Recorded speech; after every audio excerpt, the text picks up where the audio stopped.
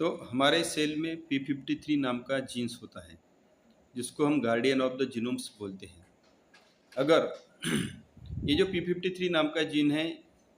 DNA में अगर mutation आता है तो डीएनए रिपेयर सिस्टम को एक्टिवेट कर देगा, सेल साइकिल को रोक देगा, जिसकी वजह से डीएनए रिपेयर सिस्टम जो है वो डैमेज डीएनए को या म्यूटेटेड डीएनए को रिपेयर करेंगे और फिर सेल जो है आगे बढ़ेगी। बट ये जो P53 नाम का जीन है उसमें ही अगर म्यूटेशन आ जाता है तो फिर ये कंट्रोल कमांडिंग नहीं कर पाएगा, डीएनए रिपेयरिंग एंजाइम्स को एक्टिवेट नहीं कर पाएगा, सेल साइकिल को जो है वो रोक नहीं पाएगा और इसकी वजह से देन कॉम्प्लिकेशंस सेल में होते हैं। और एक्सट्रीम केस में हम देखते हैं कि फिर कैंसर जैसी जो डिसीजेस होते हैं वो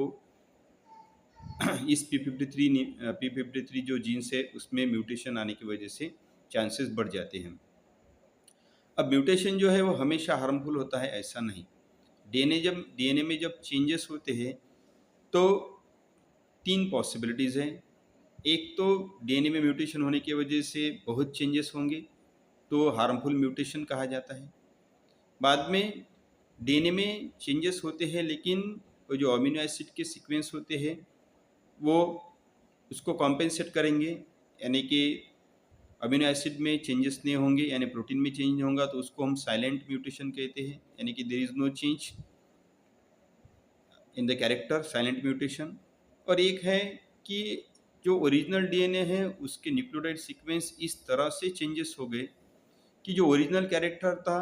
वो उसकी जो प्रॉपर्टी थी और सुपीरियर बन गई और सुपीरियर कैरेक्टर हो गया वो, तो हम बोलेंगे ये बेनिफिशियल म्यूटेशन। मान लो जो डियर है उसका जो मसल्स का जीन्स है, यानी कि रनिंग करने में जो हेल्प करता है वो मसल का जीन्स, उसमें इस तरह से चेंजेस हो गए कि वो जो डियर है वो पहले से ज़्यादा स्पीड से भाग सकता है।